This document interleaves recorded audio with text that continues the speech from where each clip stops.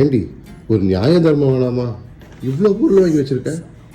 ஏய், ராஜாக்கா நல்லா இருக்குன்னு சொன்னாங்கடா. இந்த கடையில் ஊருக்கா நல்லா இருக்குன்னு சொன்னாங்களா? சரி, அதான் வீட்லயே செய்யறதே ட்ரை பண்ணுவோம் அப்படின்ட்டு வாங்கினேன். நல்லா இருக்கு. அப்போ இனிமேல் மதியானம் சமைக்கவே மாட்டேன்ல? எதுக்கு? இதோ சிக்கன் பிக்கல் உனக்காக தான். சிக்கன் இருக்கு, மட்டன் இருக்கு.